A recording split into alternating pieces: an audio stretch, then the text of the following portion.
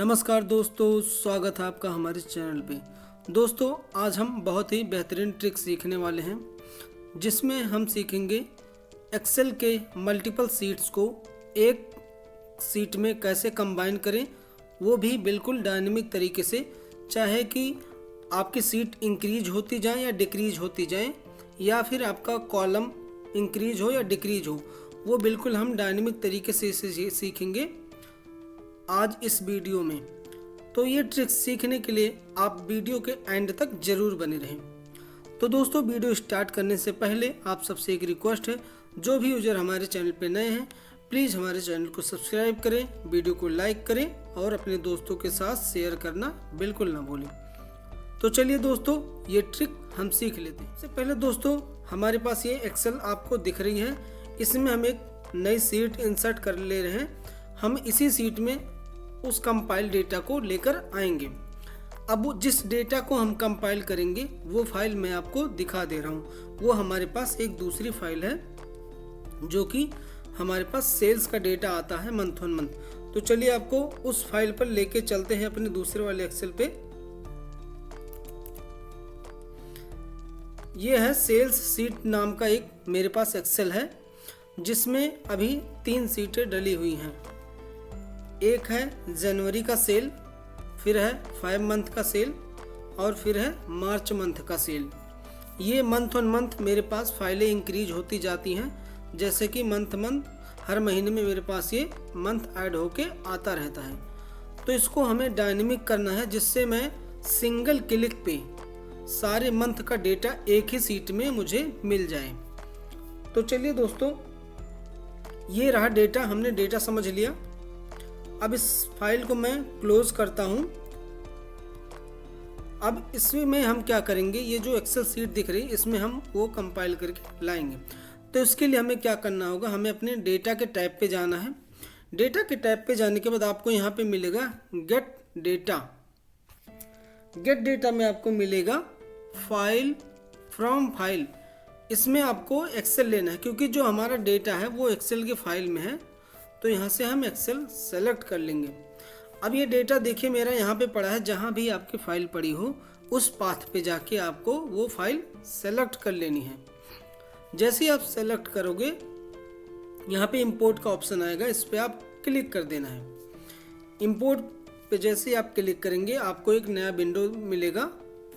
अब यहाँ पे देखिए हमारे पास उस सीट के नेम दिख रहे हैं, जो भी मैंने आपको एक्सेल फाइल में दिखाया वो सारी सीट यहाँ पर दिख रही हैं। अब यहाँ में ध्यान देने वाली बात क्या है, अगर हम यहाँ पे फाइल का सिलेक्शन कर लेंगे, जो कि हमारे पास ऑप्शन अवेलेबल है, तो ये हमारा फाइल डायनेमिक नहीं रह जाएगा क्योंकि यहाँ पे हम सेलेक्ट कर लेंगे कि इसी सीट को हमें आगे कंपाइल करना है। तो इसको हमें नहीं सेलेक्ट करना है, इसको हमें स्किप करना है। हमें क्या करना है, हमें इस पूरे वर्कबुक को कंपाइल करना है। पूरे वर्कबुक के लिए हम इस पर क्लिक करेंगे और उसके बाद हम ट्रांसफॉर्म डेटा वाले ऑप्शन पे क्लिक करेंगे। हो सकता है कई यूजर के पास यहाँ पे ट्रांसफॉर्म की जगह एडिट लिखा हुआ है, तो आपको उस पर क्लिक करना है। अब इस पर क्लिक करने के बाद आपके पास पावर क्वेरी का विंडो ओपन हो जाएगा। अब पावर क्वेरी विंडो ओपन हो जाने के बाद हमें यहाँ पे कुछ कॉलम देखने को मिलेगा, जैसे कि ये है हमारी सीट नेम, ये टेबल है, यहाँ पे हमारा डेटा है। ये देखिए, अगर आप यहाँ पे देखें तो इसमें हमारा डेटा है जो एक एक सीट के अंदर डला हुआ है। ठीक है, तो इनसे बाकी से हमें मतलब नहीं है। अभी के लिए हम क्या करेंगे, अगर यहाँ पे हम क्लिक कर दें, ये जो एरो दिख रहा है हमें यहाँ पे अगर हम क्लिक कर देते हैं तो ये फाइल अभी के अभी तुरंत कंपाइल हो जाएगी। बट ये जो कंपाइल होगा ये फुली डायनेमिक नहीं होगा। कल को अगर कोई भी सीट ऐड होता है इसमें या फिर कोई कॉलम ऐड होता है तो उसमें ये एरर पास करेगा। तो इसलिए हम यहाँ से नहीं जाके हम थोड़ा सा एडवांस ट्रिक यूज करेंगे जिससे कि ये बिल्कुल डायनेमिक तरीके से आ जाए। तो अगर मैं यहाँ टेबल पे सेलेक्ट करूँ, आप देखेंगे यहाँ पे पहले कॉलम 1, कॉलम 2, कॉलम 3 लिखा हुआ आ रहा है। तो सबसे पहले हम क्या करेंगे, इसके हेडर को हम प्रमोट करेंगे। कि ये जो कॉलम 1 कॉलम 2 लिखा हुआ है वो नहीं है, जो एक्चुअल हेडर है वो हेडर हमें चाहिए।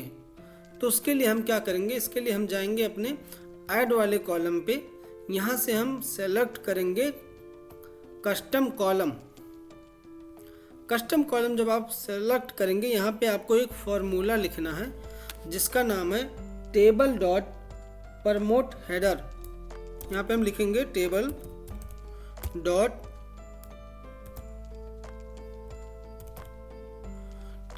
Promote header. जैसे आप सेलेक्ट करेंगे, यहाँ देखिए आपको देखने को मिलेगा, ठीक है। अब इसमें क्या करना है, हमें यहाँ पे ब्रैकेट ओपन करना है। अब हमें इसको जो कॉलम देना है जिसमें हमारा टेबल वाला है, जिसमें हमारा डेटा है, तो उस डेटे के कॉलम का नाम है डेटा, जिसमें हमारा टेबल है। यहाँ हमें इसको डबल क्लिक कर देंगे और ब्रैकेट क्लोज कर देंगे। अब यहाँ से हमें सिंपली ओके कर देना है। जैसे हम ओके करेंगे, एक हमें नया कॉलम मिलेगा कस्टम नाम से। कस्टम नाम वाले में फिर हमें एक टेबल मिलेगा। अब यहाँ पे अगर हम क्लिक करते हैं टेबल पे, तो देखिए यहाँ से जो कॉलम 1 कॉलम 2 आ रहा था वो हट के हमारा एक्चुअल हेडर अब यहाँ पे दिखने लगा है। ये अगर हम देखें तो तीनों टेबल में चेंज हो चुका है। अब ये ऐड हो जाने के बाद हमें क्या करना है, हमें इस हेडर को अब पहले लिस्ट बनाना है। लिस्ट क्यों बनाना है वो भी अभी आगे चल के मैं आपको बताऊंगा। अब उसके लिए हमें क्या करना है, उसके लिए हमें ये जो एफएक्स का दिख रहा है इस पे आपको एक ऐड स्टेप करना है। ये इसने क्या किया, बस एक पिछला वाला जो स्टेप था उसको इसने कॉपी कर लिया। अब हमें क्या करना है, अब हमें यहाँ पे लिखना है टेबल डॉट कंबाइन। ये लिखने के बाद हम ब्रैकेट ओपन करेंगे और यहाँ पे लगाएंगे कॉमा। अब यहाँ ब्रैकेट में हम लिखेंगे जो ये कस्टम वाला कॉलम है उसको हम यहाँ पे डालेंगे। इसमें एक चीज़ आपको ध्यान रखना है, ये केस सेंसिटिव होता है। तो जैसे यहाँ पे कस्टम लिखा है, कस्टम में सी कैपिटल है, तो यहाँ भी आपको सी कैपिटल में ही लिखना है। अब इसका हम ब्रैकेट क्लोज करेंगे और एंटर करेंगे, तो आप देखेंगे यहाँ पे कि आपका ये डेटा कंपाइल हो चुका है। इसमें अब कुछ एरर आया है हमारे पास, ये हमने यहाँ पे कॉमा लगा दिया, कॉमा नहीं देना है। अब इसको हम एंटर करेंगे तो ये देखिए हमारा कंपाइल हो चुका है सारा डेटा। बट अभी हमें ये नहीं चाहिए, अभी हमें कंपाइल नहीं करना है। हमें क्या करना है, हमें ये हेडर नेम चाहिए। तो अब इसके लिए हमें क्या करना है, हमें फिर यहीं पे जो ये हमारा कॉलम नेम है, जो हमारा ये फॉर्मूला है, इस फॉर्मूले पे हमें लिखना है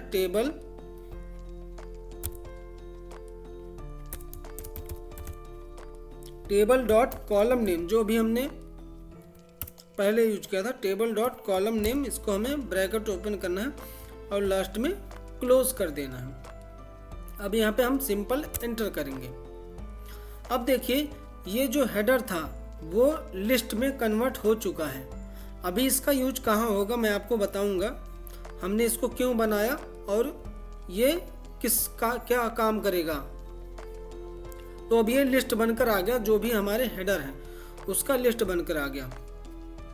अब इसके बाद हम क्या करेंगे, अब हम अगला स्टेप जो ऐड करेंगे, हमें फिर से यहीं पे क्लिक करना है और ये जो हम स्टेप यहाँ पे ऐड करना है, हमें ये वाला स्टेप हमें ऐड करना है जो कि एक स्टेप ऊपर है।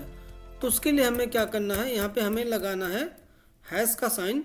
अब यहाँ पे देखिए जितने भी स्टेप हैं इसमें आ गए हैं वो, तो हमें एडेड कस्टम वाला स्टेप लेना है और एंटर कर देना है। एंटर करने के बाद अब हमें क्या करना है, अब हमें यहाँ पे जो डेटा हमें नहीं चाहिए इस कॉलम में, जो हमें कॉलम नहीं चाहिए उसको हमें डिलीट कर देना है। तो हमें क्या चाहिए, एक तो हमें नेम चाहिए जो कि सीट का नेम है। सेकंड क्या है, जिसमें हमारा डेटा है, ये कस्टम वाला कॉलम। तो इन दोनों को रखते हुए इसको मैं सेलेक्ट करूँगा और इसको सेलेक्ट करूँगा कंट्रोल की मदद से। राइट क्लिक करेंगे, यहाँ पे करेंगे रिमूव अदर कॉलम्स। जैसे हम रिमूव अदर कॉलम्स पे क्लिक करेंगे, सारे कॉलम डिलीट हो जाएंगे जो हमने सेलेक्ट किया था एक्सेप्ट वो। अब हमारे पास 2 कॉलम है। अब हमें क्या करना है, यहाँ पे सिंपल इस एरो वाले बटन पे क्लिक करना है और यहाँ से यूज ओरिजिनल कॉलम पे जो टिक है इसको हमें हटा देना है, अनटिक कर देना है और यहाँ से ओके कर देंगे।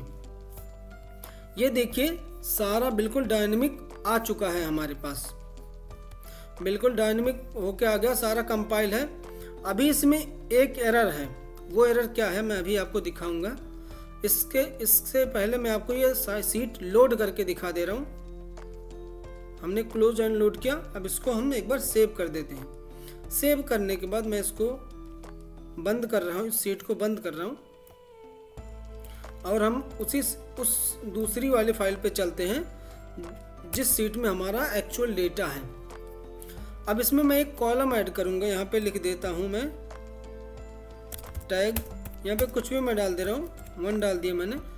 अब इसको मैं क्लोज करता हूँ। क्लोज करने के बाद मैं फिर अपनी दूसरी फाइल ओपन करूँगा जिसमें हमें अभी क्वेरी बनाई, जिसको हमने कंपाइल किया। अब अगर जाके मैं यहाँ से रिफ्रेश करता हूँ, यहाँ से मैंने रिफ्रेश किया तो यहाँ पे कोई कॉलम नहीं ऐड होगा। क्यों नहीं ऐड हुआ? क्योंकि जो हमारा कॉलम है वो अभी डायनेमिक नहीं है, वो अभी हार्ड कोडिंग है। वो दिखाता हूँ आपको। डबल क्लिक करके हम अपनी क्वेरी पे आ जाएंगे। अब यहाँ लास्ट वाले जो स्टेप है हमारा उस पे हैं। अगर आप यहाँ पे गौर करें, ये देखिए यहाँ पे जितने भी कॉलम हैं आपके पास ये हार्ड कोड में लिखे हुए हैं। तो इसको रिमूव करने के लिए, इसको डायनेमिक बनाने के लिए जो हमने अभी लिस्ट बनाई थी, हेडर की लिस्ट, इसमें अगर हम देखेंगे जो ये हमारा हेडर था, यहाँ आ जाएंगे एक बार। ये देखिए इसमें जो टैग वाला अभी हमने कॉलम ऐड किया, ये देखिए यहाँ पे आ चुका है, क्योंकि ये सारे हेडर को डायनेमिक तरीके से उठा के लिस्ट में कन्वर्ट कर रहा है। अब इसी लिस्ट को हम यूज करेंगे अपने उस क्वेरी में। उससे पहले हम इसको थोड़ा सा एक नाम दे देते हैं जिससे ये हमें पता रहे। इसको हम लिख देंगे कॉलम नेम, जिससे हमें ये पता रहे। अब हम जाते हैं अपने लास्ट वाले ऑप्शन पे। अब इसके लिए हम क्या करेंगे, यहाँ से हमें क्या करना है, इन सबको डिलीट कर देना है। डिलीट करने के बाद जो हमारा डायनेमिक वाला कॉलम वाला स्टेप है इसको हमें यहीं पे लिख देना है, कॉलम नेम, और इसको हमें करना है ब्रैकेट क्लोज। यहाँ पे देखिए केस सेंसिटिव है, इसको भी आपको जो मैंने एन लिखा है वो कैप्स में होना चाहिए। एंड ब्रैकेट क्लोज कर दिया हमने और यहाँ से एंटर। ठीक, अब देखिए इसमें कोई चेंजेस नहीं हुआ। अब हम इसको रिफ्रेश करते हैं और रिफ्रेश करने के बाद यहाँ से लोड करेंगे। अब देखिए जैसे हमने लोड किया यहाँ पे एक कॉलम ऐड होकर और आ गया टैग वाला। अब चलते हैं, सेम वर्किंग हम दोबारा करते हैं। इस बार हम नया कॉलम भी ऐड करेंगे और एक नई सीट भी ऐड करेंगे। इसको हम क्लोज करेंगे, अपने डेटा पे आ जाएंगे जो हमारा डेटा है। इस बार हम क्या करेंगे, एक मंथ और ऐड कर रहे हैं यहाँ पे। सेम यही डेटा हम यहाँ पे उठा के पेस्ट कर दे रहे हैं और ये कॉलम हम हटा दे रहे हैं, लास्ट वाला जो हमने ऐड किया है। इसका हम लिख देते हैं अप्रैल, और इस बार हम मार्च वाले उसमें एक कॉलम और ऐड कर देंगे। इसका हेडर कर देंगे टैगिंग या फिर अमाउंट। इसमें मैंने सब में 100 डाल दिया और इसमें हम एक कॉलम कम कर दे रहे हैं जो हमने अभी नया कॉलम ऐड किया। इसमें हमने एक कॉलम कम कर दिया। अब इसको सेव करके इसको हम क्लोज करेंगे और फिर हम उसी सीट को ओपन कर लेंगे जिसमें हमने अभी क्वेरी बनाई है।